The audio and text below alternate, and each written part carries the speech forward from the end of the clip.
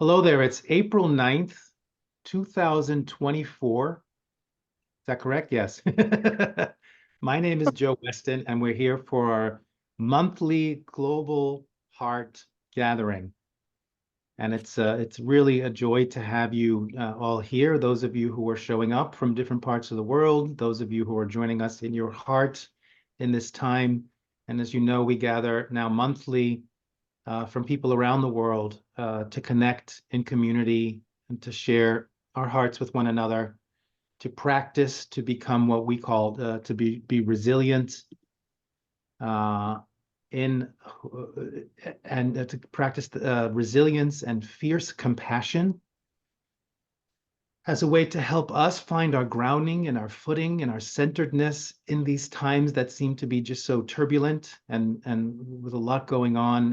And also for many of us here have within us, whether we like it or not, a deep desire to want to be of service to others in the sense of holding space for others in their journeys. And what we do here is this idea of being midwives and cultivating those skills of a midwife for a system that's dying and that we see crumbling before our eyes for quite a while, and a system that is in the process of being born. It's not going to be born, it is being born. And we're in that very uncomfortable phase, and that's not going to take a day or two. It's not going to pass with the moon passing between the earth and the sun, and then hallelujah, everything is fine. If it only were so. It's been quite a process, and it will continue to be a process. And we continue to meet on a monthly basis to hold space with each other and to practice these skills. That it's one thing to have the desire to want to walk the world at our best, where our thoughts, our words, and our actions are in alignment with our highest values, with our heart, with compassion and wisdom. And it's that desire. If everyone on the planet who had that desire could actually live it, it'd be a very different world. So that's why we understand that in a world that feels so out of alignment and so turbulent and uncertain, where it seems that lack of civility is being rewarded, and how we treat each other is in a sense the norm of without civility, that to be able to stand in the face of that and not be drawn into that energy takes a lot of practice. And to understand we can't do that alone. So we come together and we reflect with one another and we practice with one another. So welcome to you, for those of you who've been here for the first time. First of all, I'm going to embarrass Matteo, but if I may say that I'm greatly honored to have met Matteo. He I've been asked to have my book translated in Italian with one of the top Italian publishing houses. This book right here, Fierce Civility, the one I wrote. And Matteo has been graced with or has been stuck with the challenge of having to translate it. And It's an honor. It's an honor. Yeah, well, for me, it's a great gift having met Matteo with his heart and his own mission in his own life of who he is on this planet. So it's great to welcome you here. And others of you here who are for the first time, welcome. We always start where I do a little talk just to give a sense of to frame our intention for our practice. Then I lead you in the practice, and then we get a chance to reflect. And what I want to talk about this time is, so many of you know, just so you know, I did a TEDx talk, which you know, and the title of the TEDx talk is called "A Cure for Chronic Niceness." And it is an important aspect in the fierce civility work that I find that what I just mentioned, that it's a shame. I'll say it's a shame. It's more than that, but let's just leave that as that we are all on some level being drawn into a deeper level of aggression and how we treat each other. And which is different from how it was 10 years ago. It's different from how it was 5 years ago. That's my reflection. There was always aggression and violence and harm and war, but it now seems not only in our actions, but how we're talking to each other and how we're interacting with each other it seems commonplace that it's okay to harm one another and to be nasty to one another. We've lost our humor. And I'm not only, I live in the United States, but I also lived for many years in the Netherlands. So I'm in Europe a lot, and I'm seeing it in Europe, and particularly in the Netherlands, where this sense of people just can't talk to each other anymore, and people have to defend what they believe. And that's playing out in a lot of places. And I just want to remind us, it wasn't always like this. Sometimes we need to remember that it is how it currently is. And it hasn't always been like that. Therefore, if it hasn't always been like that, it doesn't always have to be like this. It can change. And on a very basic level, it starts with a choice. And if you're showing up for a global heart practice, somewhere you're making that choice to want to do it differently. And the reason why I focus on the chronic niceness is because I don't think it's just about the aggression that's causing the problem or maybe perpetuating the problem, but that's, of course, it's the aggression and the bullying, and that's become the norm. But it's our chronic niceness, the parts of us that aren't stepping up and facing the challenges and speaking our truth, that may not be contributing to the aggression, but certainly perpetuating the aggression. And I would also say that on a certain level, that in our chronic niceness, we're finding ways to cleverly justify how we are harming each other, what I call harming sideways. Some might call it passive aggression. I call it harming sideways in a sense that the way we talk to each other, gossip, and all the different things that we're doing, that is contributing to the problem. And until we address, I don't know how much things are going to change by addressing the people who are living in their bullying and aggression. That eventually it would be a smart idea to approach them and see about shifting their perspectives. I don't think it's a good strategy. So my work and the work that we're doing here is how can we, in ourselves and address others, see where we are contributing to that, even in our chronic niceness. And that's where there's room for change. Right? So, to this idea of not necessarily approaching the ones that to be, because oftentimes when I do this work about bridge building and about fierce civility, respectful confrontation, I often hear, well, with my uncle, it's just not going to work, or with my neighbor, or with that person who's a politician or a famous person, it's not going to work with them. And the answer is that's probably true. Today, it's not going to work. But let's always remember that there are 8 billion people on this planet, and there's got to be, of 8 billion people, there's got to be someone you can find that you can have conversation and invite them into looking at their own patterns around aggression and around civility and around bridge building, and getting back to this idea that we have problems that are very severe on our planet right now. What can we do to collaborate to solve them, instead of trying to, what I always say, the big three, is that as long as we're stuck in the inner polarization of I'm right and therefore you're wrong, I'm good and therefore if you're different from me, you're bad, and I want to win, and if I want to win, that means you have to lose. And even the best of us, even in the most subtle ways, it's so deeply ingrained in our DNA as human beings, it takes a lot to eradicate it. And that in itself is a practice. It's just to notice, not only in your actions, not only in your words, but in your thoughts, how often you're attached to being right.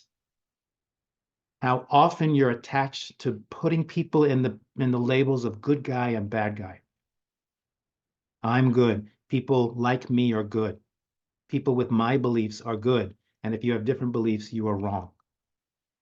And how often do we think that we want to advocate for a policy or a way of being, and we have to win, and therefore forgetting that everyone can win. And I say that so often, and I quote Eleanor Roosevelt often in my book. I start with that, where it says we have to face the fact that we are either all going to die together or we are going to learn to live together. And if we are to live together, we have to talk.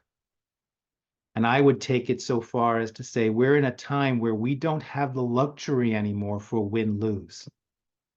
We're at a time in history on this planet that is so precarious that either we all win or we all lose.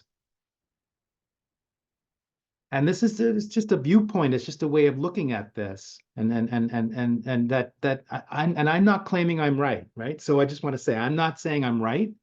I'm offering a viewpoint, but I want to bring this up because I've just been noticing that trying to track this because with this chronic niceness podcast coming out, people have been asking me, Joe, can you maybe write a speech or do a talk on how to use the importance of addressing chronic niceness around the election cycle that's happening in the US? And I want to say that 2024 is a unique year. I think there are 40 countries that are having significant elections this year. And that I think they were saying like maybe 2 billion people of voting age on the planet are going to be eligible for voting this year. So it's not just the US when I talk about elections, but it is very prevalent here because we're in a very strangely bizarre situation at the moment in this country, in the US. And the Netherlands faced that last fall, and a lot of countries are facing this. And one of the name of the lecture that I would like to give starts with this idea of that would be called, where do you think they're going to go? Where do you think they're going to go? And what I mean by that is that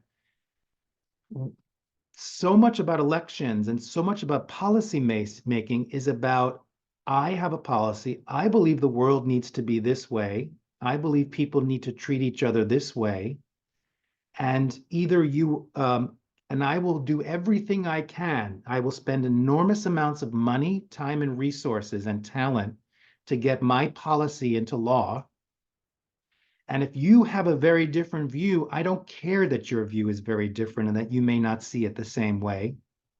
You're either going to have to, and that's my point is, what happens, what do you expect to happen if you're just basically demonizing them and fighting to get your policy in place? Where do you think they're going to go? Are they going to move out of the country because your policies win? Are they going to disappear?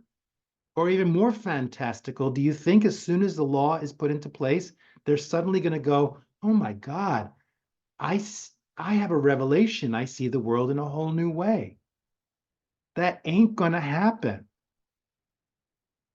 So I think it's an interesting question, is that I think a lot of the choices that are being made are based on this very short-term idea that I need to win.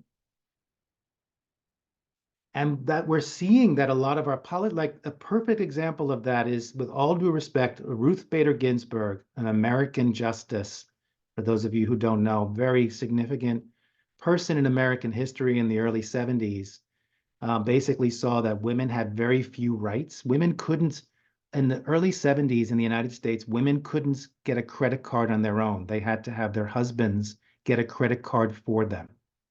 That's just one example. In the early 70s in the United States of America. And she basically said, women need more rights. And the question that she asked herself, I don't remember where I saw this, was, do we appeal to the hearts and minds of people, or do we change the Constitution and basically make it law? And she basically said, I'm a lawyer.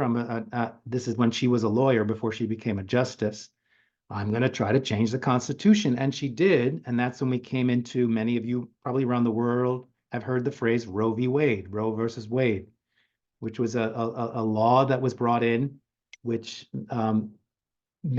took away, which, I mean, how would I would say that? It decriminalized abortions in the United States of America.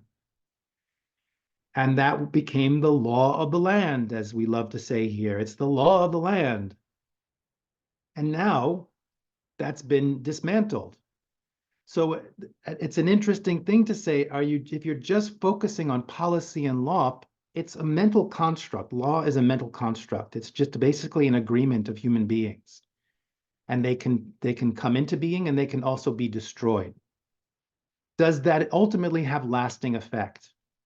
Well, now we're seeing that a law can be dismantled and therefore it no longer has the effect it has. But what about appealing to the hearts and minds of people, which is a much probably longer and grueling process of approaching people and trying to see what is their resistance to women having the right to choose if they can have an abortion or not. And I'm not advocating on either side. I'm not getting into all of that. I'm just trying to be objective and just offer facts. And that is the work of fierce civility. That is the work of what we're doing here, is to appeal to the hearts and minds of people. And instead of needing to win. And I've said this many times in these sessions, and I bring that up in my book, the difference between change and transition. Transformation. That many of us, that it's actually harmful, and I would say aggressive, maybe even violent, to expect people to change. It's, first of all, things don't change. People don't change. I always say if a person is changing, it's like a person becomes a tree. You're still, changing means you become something you're not. And I can look up in my book, I talk about the dictionary definitions of that, and that's what it implies, that change means you become something that you're not. And it's not fair to say to somebody, be someone, I want you to be someone you're not. And I think that's the root of a lot of the resistance we're getting to change and transition of what's happening on the planet, is this idea, don't tell me I have to be something I'm not. Whereas transformation is the slow process of still being you, but you change who you are. That's the essence of alchemy, this idea of you take a piece of lead and you still have that piece. You're constantly working with that piece, but you transform it into a different substance to become gold. So do you see the difference? Asking someone to change is taking a rock and asking them to be a flower.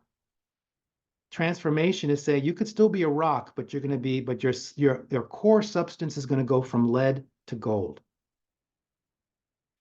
And that's a longer process. It's a very, very uncomfortable process. I don't know, there's many different processes of where we see things transform, and alchemy and in chemistry and all of that, acid and fire and water, all of these elements that are very uncomfortable for that poor rock. But somehow that rock sticks with it and in the end becomes gold.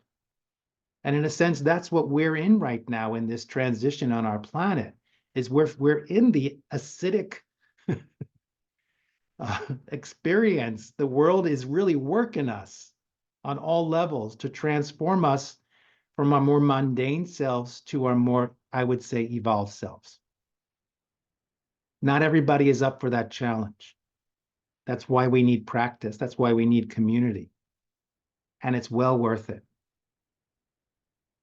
And I think it's important to think about this idea that in what ways are we still contributing to the aggression, and this idea of my way has to be the way. And I remember I was just thinking about this, that I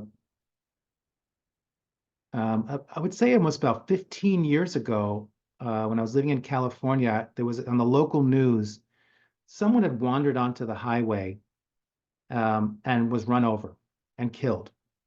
And in California, it's all highways. You're constantly on highways. And they're not, they're not like places where you usually walk, because it's well, whatever. And I remember, I don't know where it was, but seeing on the internet when it was on the news, the horrific ways that people were saying, what a stupid person, what a crazy. They were so rude and mean about this person getting on the highway and getting killed. And finally, a family member got on and said, just want to let you know that he was schizophrenic and he had serious psychological problems, and that we lost track of him and he was basically in another world wandering on the highway. And that really stuck with me, that idea that our first impulse was to be harmful and to judge and to criticize. And at that time, imagine, I'm going back 15 years thinking, wow, the internet makes it really easy for people to be aggressive. And you know, because you're not, you know, you can't be that aggressive at a family gathering. Well, maybe my family you could, but usually you can't be that aggressive at a family. You can't be that aggressive in a movie theater, certainly then, or in a bar or something, a cafe, because if you're going to be that aggressive, you got to deal with the consequences of that person punching you or whatever. But with the internet, you don't have that concern anymore. And my fear then was, oh my goodness, this freedom that people have to be so violent and aggressive on the internet because it's safe, I'm frightened for what it's going to do for us culturally. And I think that's what we're seeing now. I think that's what has made us almost devolve in our capacity of how we're dealing with each other. And I think it's important to bring this up at this time. You know, in what ways are we contributing to that? There's a good friend of mine, 𝗵𝗶𝗰𝗁𝗀. I don't know if someone could type it in. American Future. I think it's 𝗪𝗏𝗏𝐴future.us or something like that.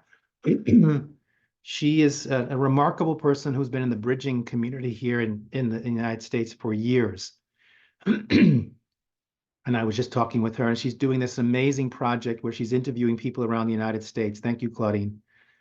Around the world, around the United States, and talking to people in different parts of the country and asking them very pointed questions, which are very beautiful. What are your core values? What's important to you? Most everyone said purpose. They want purpose. I forget, connection was one of them. And I bring this up because in essence, and this is from very extremes in the political landscape, that even in the extremes of the political landscape, every person she interviewed, the things they wanted most were the same things.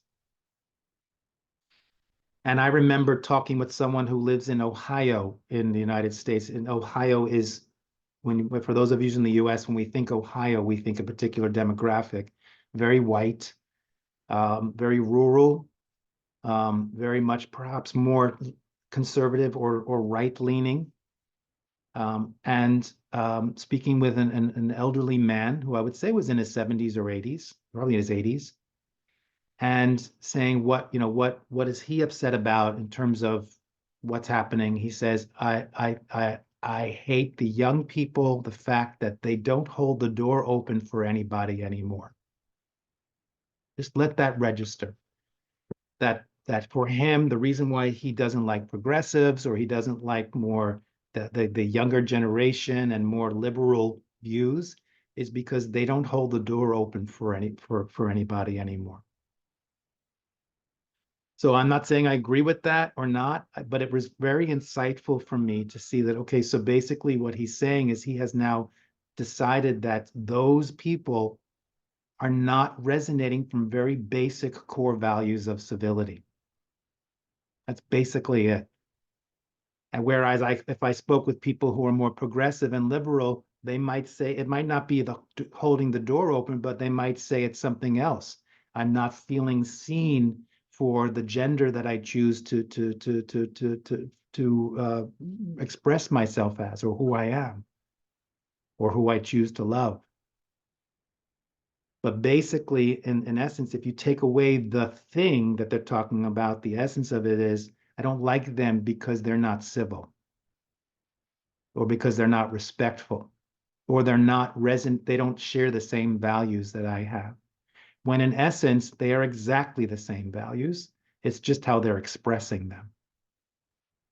Now, I'm not saying I'm right, again, I'm not saying I'm right or wrong. I'm just trying to bring this up that oftentimes you'll hear me say that the work here that we're doing here is not so much focused on the what, but the how. People can have their viewpoints. People can believe things they want to believe. They can advocate for policy they want to advocate for.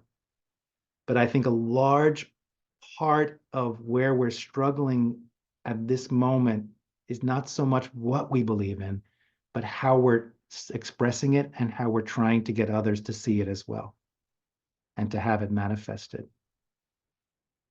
And this idea again, so the questions are, how much are you committed to being right?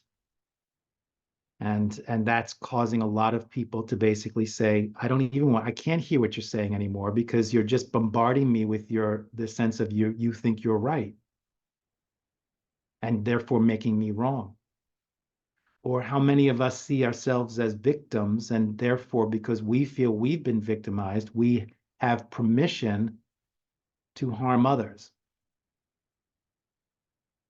And that could be generationally, that could be culturally, that could even be in how we're treating each other at work and with our family members. You've harmed me, so I have a right to harm you. Now I get it. That impulse is there. It's delicious. Revenge is delicious.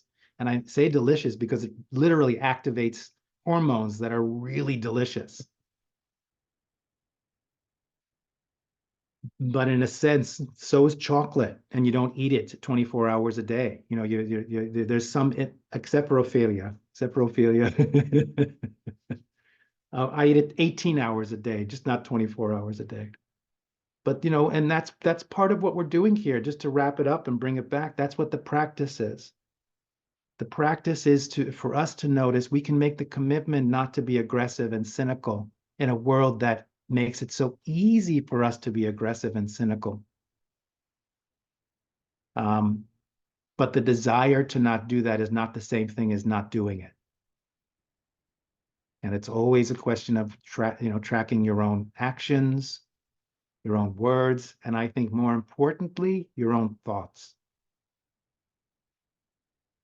Because if your thoughts are still very much, oh, I want to take that person down, or I wish they would disappear, then you're still holding on to an energetic that is not opening your heart to affecting the hearts and minds of others. So thank you for listening. It was a lot, and I just wanted to put that in perspective. I'd like to take that into our practice, and then after our practice, we'll have some minutes to be able to reflect on what you're hearing and the practice itself. So to get us set up for a practice, let's, as always, I'll guide you through that. And what we're doing with this practice, as I said, is cultivating resilience and fierce compassion. And that the definition for us of resilience, one of the definitions that we use is resilience is a combination of presence, awareness, balance, and flow. Oh, I see Mika saying it with me there. Presence, awareness, balance, and flow. So to find the most balance and flow in the body, I'm going to offer a way of sitting. Many of you may know this from your own practices. What I call power sit, where you're sitting with a sense of your spine being elongated, creating space between your vertebrae, being erect without being rigid. Relax your jaw, your shoulders, your belly.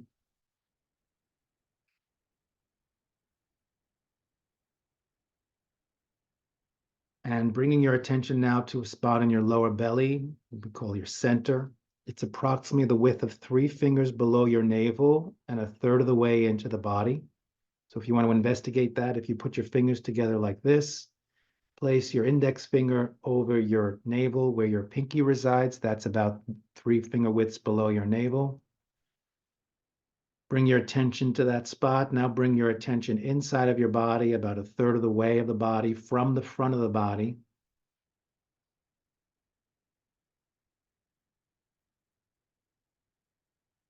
Bringing your full attention now to focus in this spot within your lower belly. We call this your center of creativity, impulse.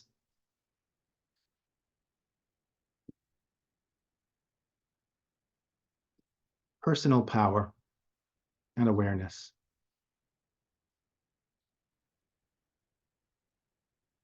With this sense of awareness from your center, now become aware of your contact points, the parts of your body that are connecting with what you're sitting on in the ground.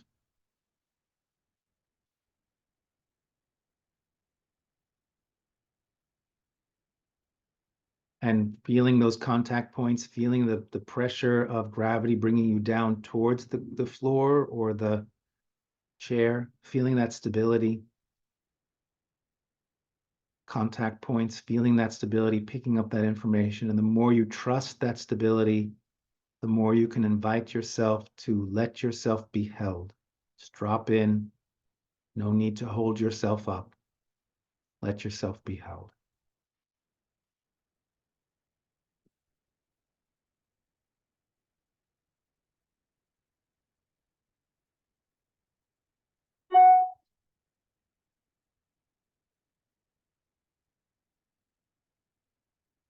And maybe using the ground as a symbol for you of Mother Earth herself, really dropping in as if you're being held by Mother Earth.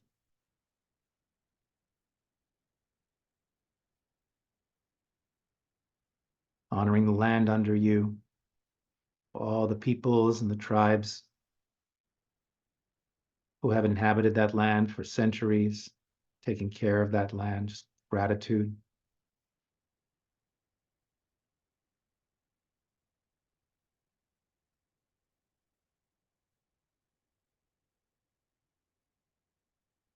And using this time to come more into the present moment, starting first with yourself. So from your center, become aware of your physical body.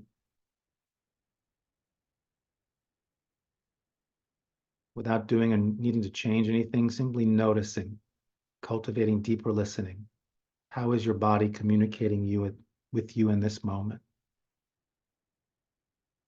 It's wisdom.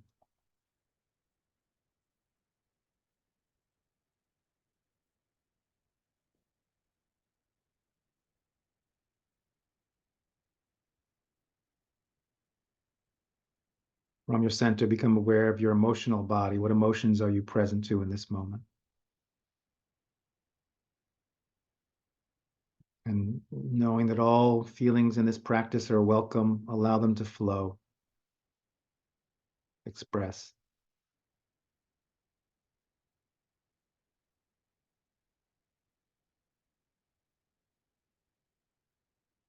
From your center, become aware of your mental body, your thoughts. How are your thoughts in this moment? Observing your thoughts.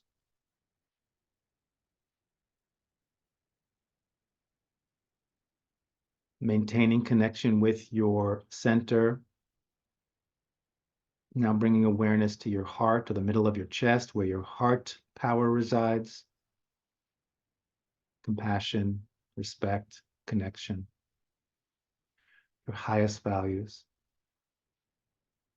And with both your center, your personal power, and your heart power, become aware of that part of you which has connection to something larger than yourself.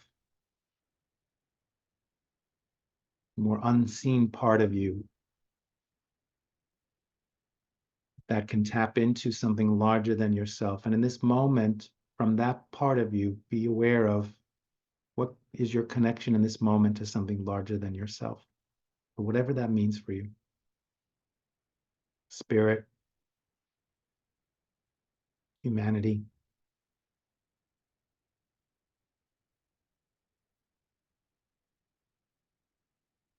And as you connect with Mother Earth beneath you and this sense of something larger than yourself both flowing through you, expanding out your awareness of yourself to your own personal boundaries, filling your personal space with this awareness behind you, to the sides of you, in front of you, in all directions, above you, below you. And with this awareness of yourself in this present moment, take a full breath in through your nose, out through your mouth.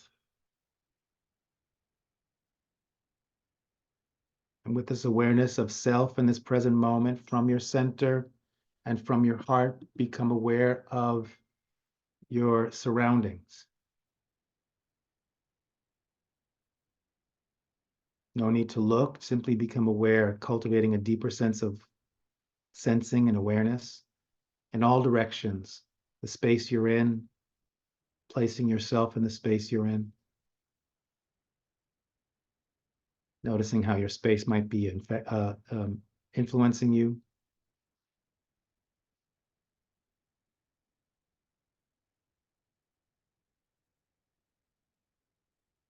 And with this awareness of self and surroundings from your center and from your heart, take a full breath in through your nose, out through your mouth.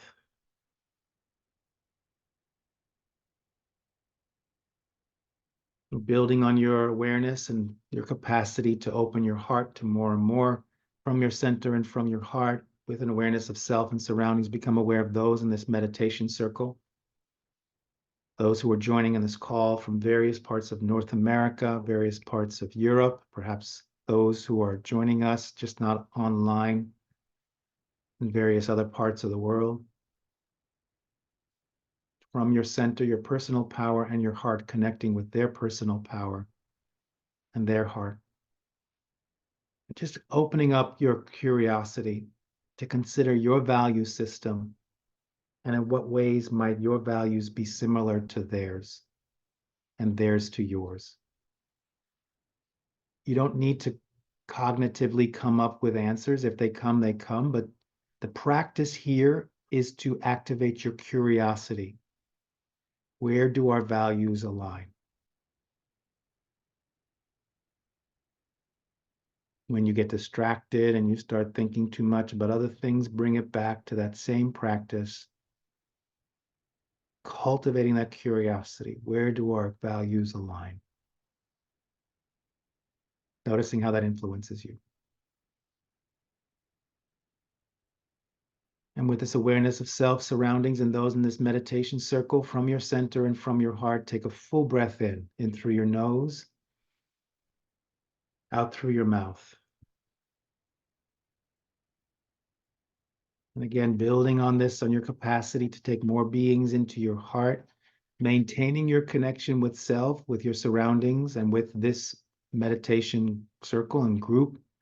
From your center and from your heart, become aware of those, all human beings, first beginning with those human beings you would label loved ones. And when you hear the word love, the phrase loved ones, who arises in your heart? What faces do you see or groups of people? How many pop up and show up for you? How many can you hold?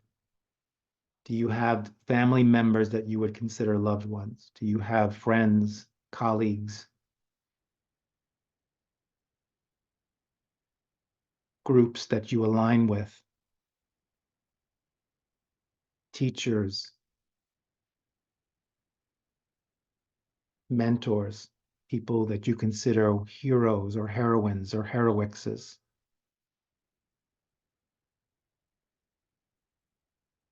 And activating that curiosity. In what ways do my values align with theirs, and what ways do their values align with mine? Notice how that impacts you.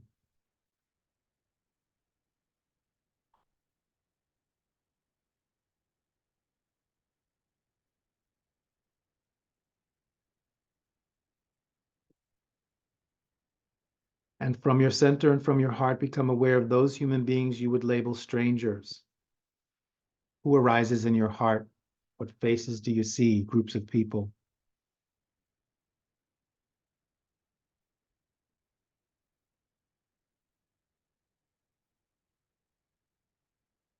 Maybe it could be a neighbor, could be someone at work that you consider stranger, someone you saw on the street or driving past you in a car, someone you see in the newspaper, on the news, or things you've read about someone on the other side of the planet. How many strangers can you hold in your heart at this moment? And from your center and from your heart, as you connect with them, activating the curiosity, in what ways do my values align with theirs? And in what ways do their values align with mine? Each and every one of those strangers. Do they align?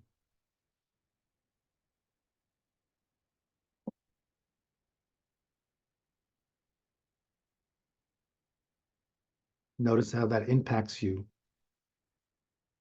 impacts your energy and your emotions.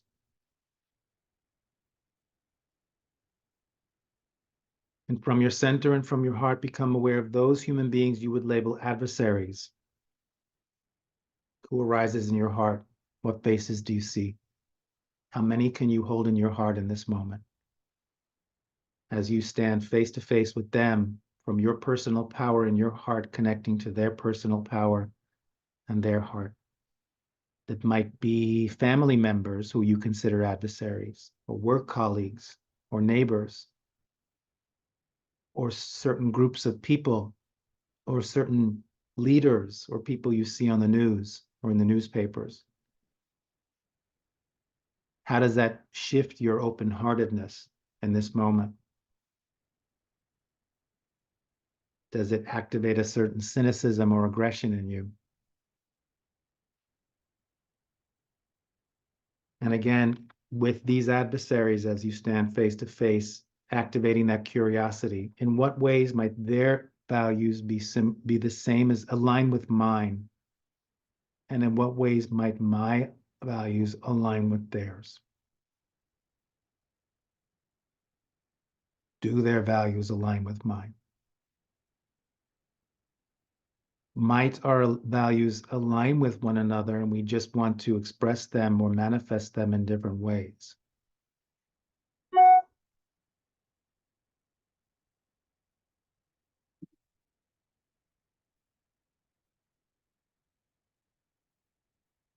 Notice how that impacts you, allowing energy to flow and emotions to flow. And considering the fact that as you now engage with all of the human beings you're engaging with, loved ones, strangers, and adversaries, is there perhaps one value that flows through each and every one of us that we all hold? You may not have an answer, but just to consider it.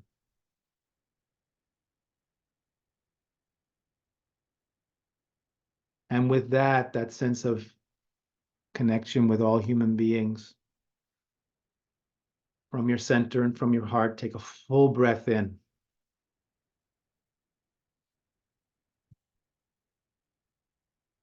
And now allowing all human beings to flow into your heart as you bring your awareness back to those in this meditation circle.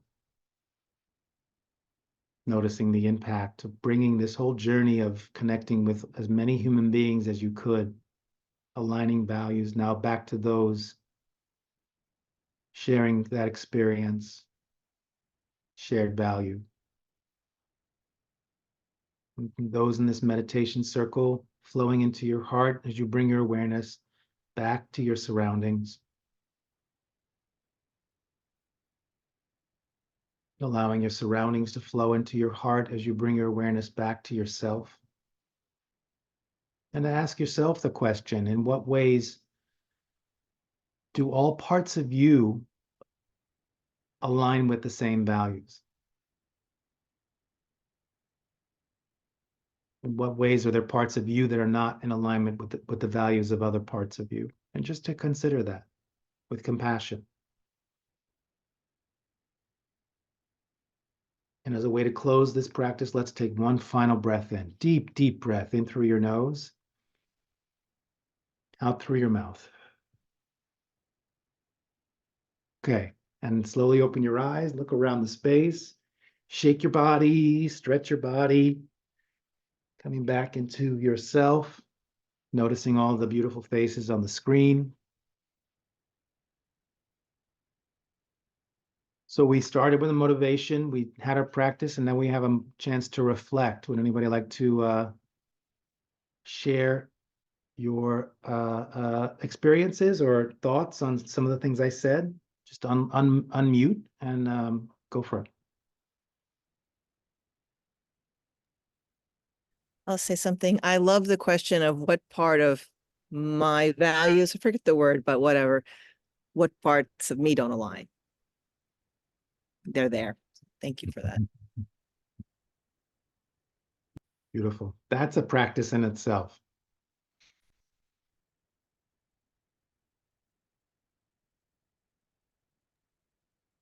I wanted to share a quote from 𝗪𝗶𝘁 that I've just heard that aligns so much with your work, which is establish in being, perform action.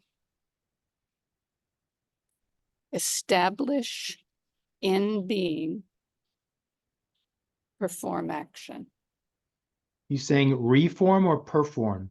Perform. Perform action. Okay. You want to type that in? So for those of us who are more Sure. visual than audio, not a word, but I will. beautiful. Yep. Did you want to say anything about that, or was that enough? Well, just that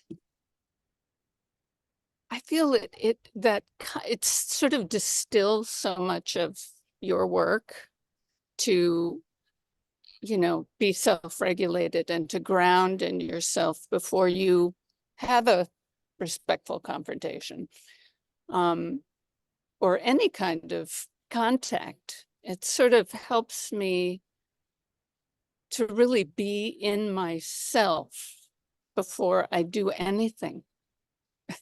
Yeah. You know, so that I'm not, you know, in various parts, but I'm really established in my grounding. Beautiful. Thank you. Thank you.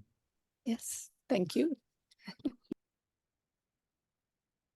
I think that, you know, what resonates for me with that is that what I often say, in this transition that we're going through on the planet, and if we want to evolve to our best selves as a species, it doesn't have to be all of us. It just needs to be enough of us. We have to remember that. It's not going to be all of us. And our hope doesn't lie in the people who don't want to change and who don't care about harming others. That's not where our hope lies. Our hope lies in the people who I think know better, but aren't calling ourselves, I include myself in that, to our best selves, to initiate more beneficial change. And again, that's not good or bad. I'm just saying that's where our hope lies.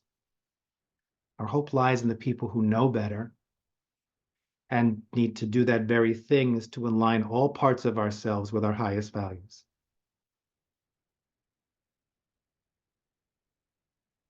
Thank you. Who else wants to share? I'd like to say that, like Melissa, I also appreciated a lot the closure, the final part about our inner parts, the parts that align and the parts that don't align with those values. I was talking to a very wise woman, I think it was during the pandemic, when there was so much division, you know, among people. And when I asked her how to navigate through that division, she told me, remember that the conflict is within yourself. You know, and that made me think a lot, because it's like, okay, when am I even gonna start talking or thinking about the other? Before that, I have to face the other within myself, you know, because we have this, what we're seeing in other people is anyway, is nothing but a mirror of what we think we are, right? So if we start by making peace with ourselves, then we can approach other people in a very different way. So I do this every morning. When I wake up, I just lie in bed, and my form of meditation in this time, you know, in this polarized time, is to work on my own inner polarization, you know, just placing my hands on my body and feeling which parts of my body aren't aligned, and slowly telling them, you know, I tell them, I see you, I accept you, I love you, and I integrate you, you know. And when I've done that with all of my parts, and I feel, you know, I'm sending them the message that I will carry them with me through the whole day, even the parts that I don't like, that I don't agree with, the parts I want to hide. And that makes me feel so peaceful. And I've noticed that since I've been doing this, my days are much more, much nicer. I don't know, I feel better. Thank you. Beautiful. Thank you.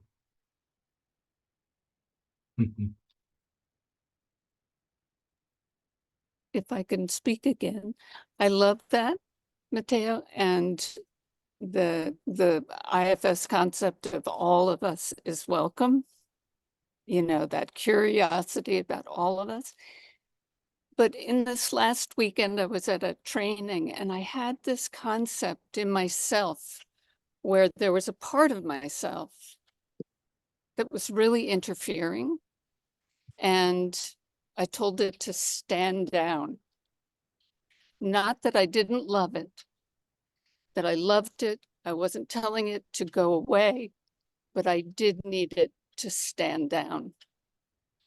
And I like those words, stand down. You're good. I'm here. I'm grounded. I don't need you to freak out. It's okay. Stand down. So let's all breathe that in. Stand down. As Tia, you just described what fierce civility is, right? That's activating the fierceness in fierce civility. It's still open and loving. It's still inclusive. It's still saying you're welcome. And I'm going to need you to stand down in this moment. so true. Yeah, beautiful. Miriam, I'm sorry to put you on the spot, but where are you calling in from? Where are you in the world? I'm in Boston, Massachusetts. Okay, welcome. Massachusetts, thank you. Yeah. I think this is maybe the second time I've come. Last time I was calling from New York, where I think you are from. Oh, right, of course. Oh, Miriam, okay. Yeah. Got it. Okay. Yeah, welcome. It's good to have you here. Thank you. Good to be here. Yeah, a lot is landing, particularly in this particular moment, as I'm engaged a lot in work around Palestine and Israel. Yeah. If you'd like me, I'm open to having a conversation with you about that. If you want some perspective, I'd be curious to hear what you're doing as well. I would love to, and I think my colleague and your friend Curtis mentioned that you could be a good resource, so yeah, we'll reach out. Thank you. Thank you. If there's room and it's possible for me to be present, even just to witness the conversation, that would feel really supportive for me at this time. If that feels aligned with where everyone else is needing from that conversation, but that is something that's been very present for me as well recently, and I'm seeking support with or just insight. Thank you, Patty. I hear the request. I mean, I would want to check in with, I'm hearing the request, and maybe something can be set up for that. Yeah. Yeah. And also no expectation, and not intending to insert myself, but just as an expression, seeking support in that. But I also just wanted to ask Joe, when can we expect your talk to be live? I'm really looking forward to seeing how it went and hearing more about how you say breaking the cycle of chronic niceness. Well, a cure for chronic niceness, but I like that, breaking the cycle of chronic niceness. But let's get right down to it. Let's cure it. Let's cure it. It should be out in before the end of the month, maybe in the next not this week, maybe next week or the week after that. That's what that's what I'm getting a sense of. But if you're on our so Claudine, this is your moment. If you're I'm just going to do it. If you're not on our mailing list at joeweston.com, get on the mailing list, and you will definitely get an announcement for that. And you'll know.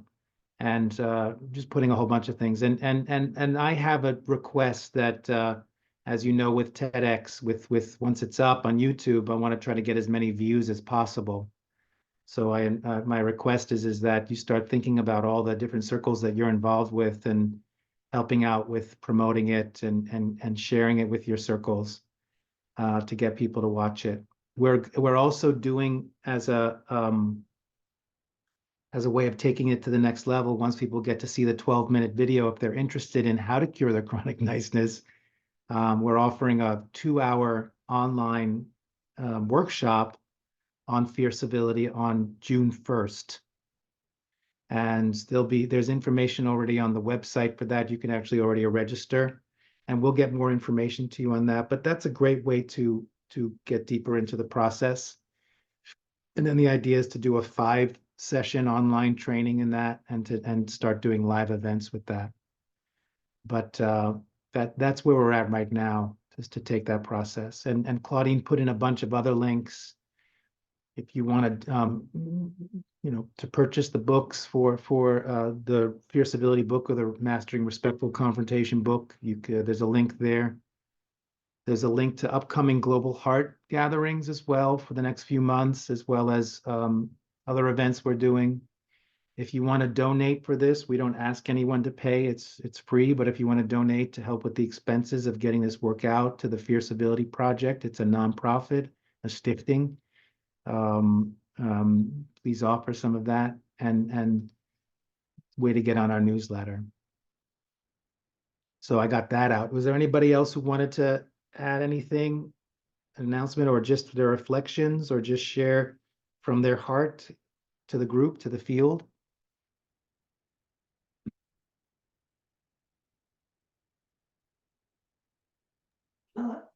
For me, it's nice to be together in the struggle. Thank you. Okay. Well, it's always an honor to have you here, and thank you for showing up. If you, again, I always say, if you enjoy this, help us build this community, and think of 1 or 2 people that you think this would resonate with, and force them to come. No, invite them to come and to join in on this. And it's great that those of you who come on a regular basis. I have enormous gratitude in my heart and honor that of all the things we can be doing in the world, that you make the time for this. So thank you so much. Not only certainly for me, but for yourself and what you're contributing to the planet. So let's dedicate our energies. That's a way of looking at it, is that the energy we created in this space of heart-centered connection, being in that process of the struggle we're in ourselves, the burn we're in, the alchemical process of transforming into gold, that we dedicate that to our own endeavors, that may they come to full fruition with ease and abundance. And those of us, and to direct that energy to those of us who we feel at this moment in our personal lives or around the world who are really struggling. May they find some solace and some ease. For those who are stuck in their cynicism and their aggression, may they come back to their hearts and find some sense of joy and humor. And that may every human being on this planet tap back into their own sense of purpose and values,